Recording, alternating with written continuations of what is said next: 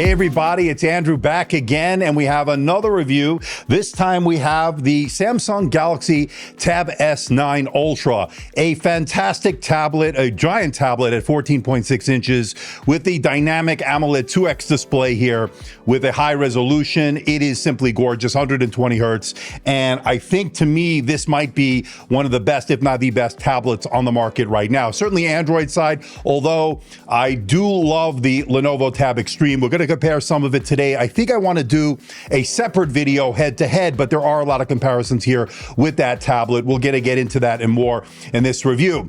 Hey everybody, it's Andrew, and this is my review of the Samsung Galaxy Tab S9 Ultra, all new for 2023. Coming up. Now, before we get to the unit itself, I just want to let everyone know, in the interest of transparency and full disclosure, I'm not being paid by Samsung. I'm not being sponsored by Samsung. All the opinions you're about to hear are my own. Samsung is not getting copy approval. That means they're seeing this video for the first time, just like you. Now, this unit was purchased with my own money. This is not a review unit from Samsung. Now, when it comes to pricing, this is certainly not cheap. It's $1199.99 over at Samsung.com. Throw in $349.99 for the book cover. That's the keyboard cover. That is a very expensive price for an accessory. I think it's overpriced. We'll get into that in a little bit, although it does make this a much more usable tablet. And of course, you could always get that slim keyboard for $199.99. Now, I got it as an incentive of a pre-order early on when they released this, so I didn't have to pay for that, but I did go out and buy the Samsung book cover for $349.99, and it actually worked out pretty well, although I do think it is overpriced. Now, you can use the book cover from the Samsung Galaxy Tab S8 Ultra from last year, although it functionally works. It's not a perfect fit when it comes to the camera cutouts. We'll talk about that in a little bit. But again, for everything, links will be in the description below. So if you are interested, check them out. And here's what's new with the S9 Ultra. You're looking at a new processor, the Snapdragon 8 Gen 2, made for Galaxy. In other words, it's overclocked according to the press materials. Upgrade to UFS 4.0 storage, LPDDR5X RAM, that is always welcome. Internal vapor chamber for advanced cooling. IP68 water and dust resistance, a very welcome improvement there. Same 120 hertz display, 14.6 inch AMOLED display as the last time, and it's a slightly upgraded ultra wide camera this time around. We'll get some camera samples later on. And without further ado, let's get this out of the box. I don't like these tabs. Yeah, these tabs suck. Okay, we got that over here. Wow, this is really thin. Holy smokes, look at this. This thing is super thin. I didn't realize how thin this was going to be. I always forget how thin. This is going to be, I think, thinner than the Tab Extreme. We get your S Pen here. You can see that right there. And of course, I like the S Pen. You can take notes and so forth. That's always great. Let's put that to the side. We get a SIM ejection tool. That's going to access the micro SD card slot. USB Type-C cable. No charger. Is that possible? Am I right with that? No charger?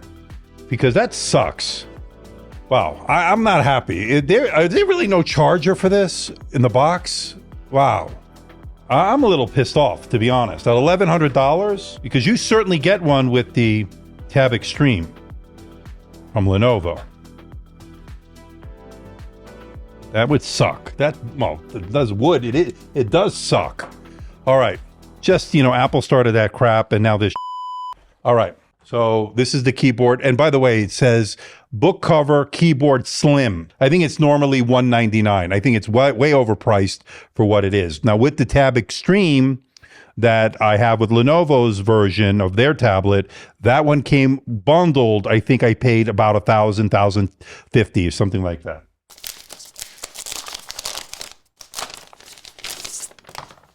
Having used this similar one in the past. Feels pretty good. A little shallow, but that's pretty good. You got a place for the pen over here.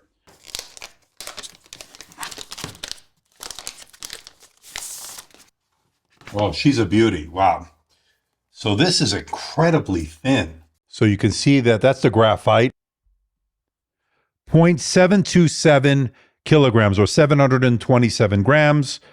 And that's in 1 pound, 9.7 ounces or 9.6 ounces. That brings it up to 736 grams or 0.737 kilograms.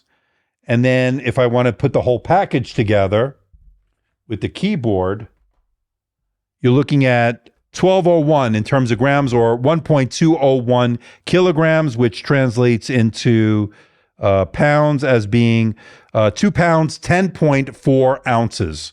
While I tried to use the S8 Ultra's book cover keyboard to save some money, the S9 Ultra just didn't have the fit for it, especially around the cutouts for the cameras. It just wasn't there. Although the functionality seemed to work okay, it just didn't feel right at the end of the day, especially with that cutout. I just didn't like the way that stood out. So I wound up getting the S9 Ultra's book cover option for $350. While it does add a lot of the functionality I think you really want, especially if you want to be more productive in the DeX mode, for instance, I think it is worth it for that regard, although I do think it is overpriced at the end of the day. I don't think it's as good as the solution provided by Lenovo with its keyboard cover. That was a little bit better on that Tab Extreme. That's just my opinion. I think the build was a little bit better. The tactility was a little bit better. The overall typing experience was a little bit better.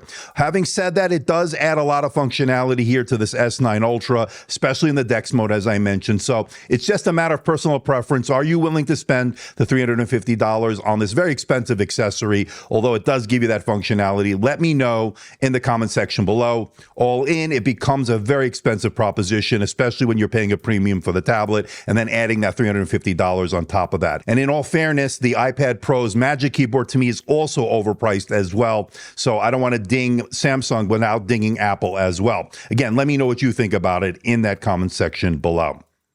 Okay, let's talk about the star of the show, and that would be its gorgeous dynamic AMOLED 2X display with the 120 hertz refresh rate. It's an HDR10 Plus display, and it is simply gorgeous. 14.6 inches, 90.7% screen-to-body ratio. You're looking at a resolution of 2960 by 1848, and yes, for those wondering, that is a 16:10 aspect ratio with 239 pixels per inch covered in Gorilla Glass. This thing is a beauty, that's for sure.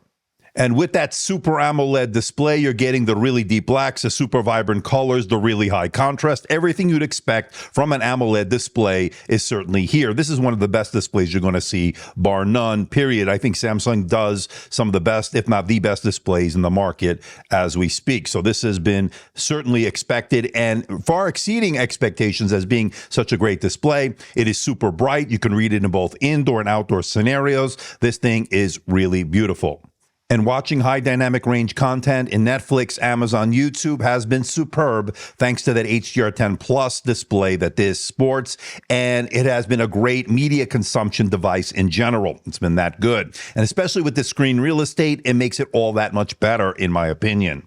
And having the 120 hertz refresh rate means you're going to get that very smooth, very fluid experience, enhancing a lot of the gameplay. Here I'm playing Asphalt 9. It certainly helps out giving you a really, really fluid experience, especially when it comes to gaming. Really great gaming device, in my opinion. Now, as far as the display, the Lenovo Tab Extreme has a 14.5-inch 3K display. That's 3000 by 1876. It's an OLED display versus this one, which is a 14.6-inch dynamic AMOLED 2X display, 2960 by 1848. They're both excellent displays, as you can see here. Both have the very deep blacks, the super vibrant colors, all the hallmarks of an OLED or AMOLED display. In the case of Samsung, both worked out really well. Then again, I don't know which one is exactly better than the other. I think they both have their strengths. I think they both present a lot of really good things when it comes to the viewing experience. Now, as far as security is concerned, there's face recognition to log you in, which is always good and worked well in terms of the setup. And you could also do the in-glass fingerprint reader. That worked well, registering my finger each and every time I used it.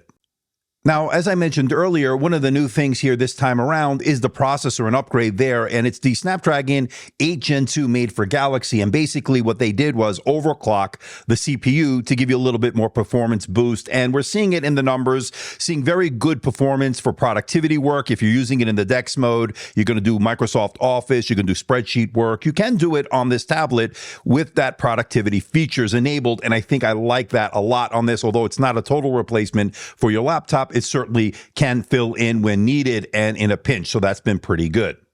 And when I ran the Geekbench 6 test, the Samsung Galaxy Tab S9 Ultra did 1,962 versus 1,638 on the Lenovo Tab Extreme. And as far as the multi-core score, the Tab S9 Ultra did 5,511 versus the 4,327 on the Lenovo Tab Extreme, both tablets falling short of the iPad Pro.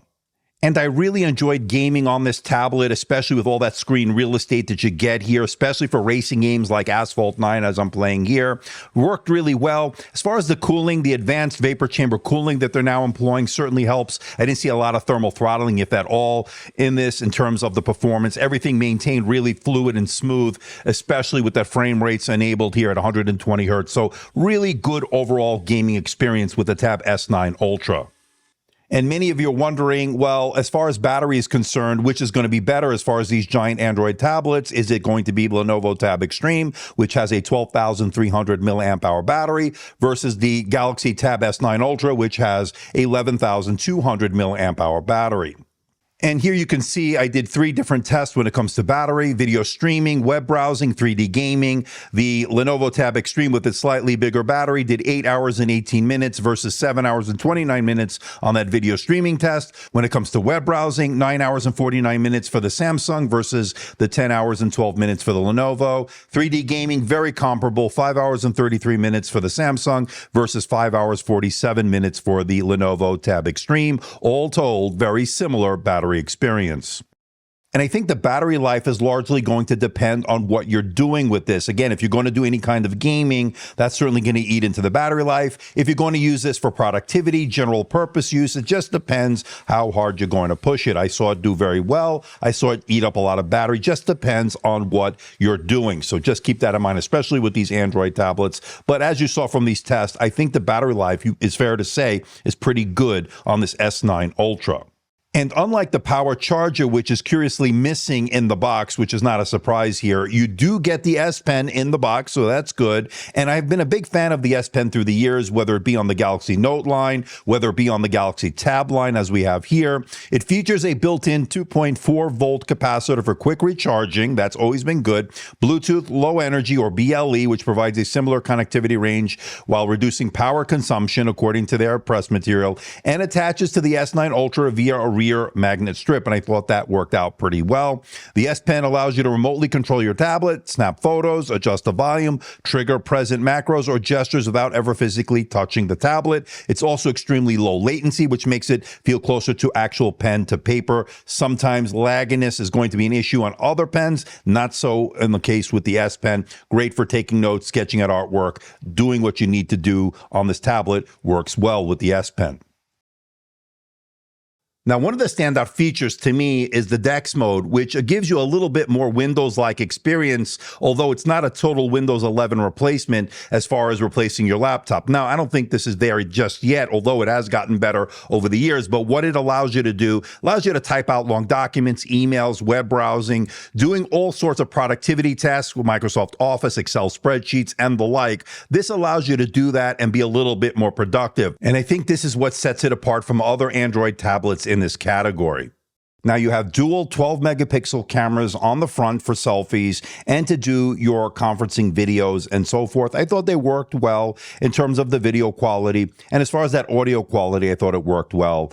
Let me know what you think about it in the comment section below. So this is the front-facing camera on the Galaxy Tab S9 Ultra here for 2023, 14.6-inch Ultra tablet from Samsung. What do you think about this 4K video? What do you think about the video quality? What do you think about the audio quality of the array mics? Let me know. This is a little bit of a wider shot right here. Again, I want to know what you think. Let me know in the comment section below. And on the back is another dual camera setup, this time 13 megapixel wide angle lens and an 8 megapixel ultra wide lens to give you a pretty nice setup here as far as taking photos or videos. And I want to know what you think about this as well. Let's give it a look and a listen. And as you can see, this is the rear camera on the Samsung Galaxy Tab S9 Ultra. And it's a pretty nice camera for a tablet, although I pretty much wouldn't take any photos or videos with a tablet this size anyway. But you can see my backyard here and so forth. But what do you think about the quality? Let me know in the comments section below. Now, the Tab S9 Ultra sports quad speakers, they are AKG tuned. They give you a nice, rich, full sound. Overall, great for media consumption, great for listening to music. Very good fidelity when it comes to that audio. But I want to compare it to its chief competitor here, in my opinion, the Lenovo Tab Extreme with its 8-speaker system that also sounded really fantastic. In fact, I think it sounded a little bit more richer and fuller. And that's going to be expected, of course, because it does have those 8 speakers. But I want to know what you think. You be the judge. Let me know what you think about them. Let's give them a listen.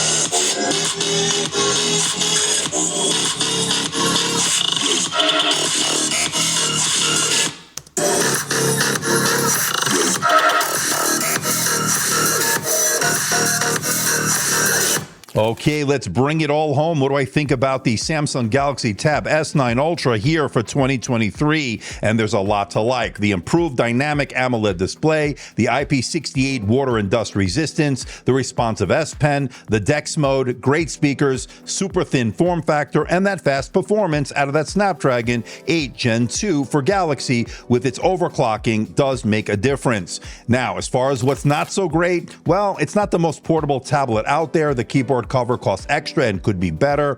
It's expensive compared to the competition, especially if you're looking at the Lenovo Tab Extreme. The DeX Mode doesn't replace Windows 11 totally, and the software ecosystem is still missing some serious offerings for pro work, not totally replacing your laptop just yet. But there's a lot to like here, ladies and gentlemen. I have no hesitation recommending the Samsung Galaxy Tab S9 Ultra here for 2023. So please hit the like button, please subscribe, please share this video. Don't forget to leave a comment in that comment section below. Let me know how I'm doing. Let me know if there's a device or something out there you think I should review. I'll do my best to try to make that happen. Don't forget to follow me on Facebook, Instagram, and that platform formerly known as Twitter. So until next time, this is Andrew, and I'll see you in the next video.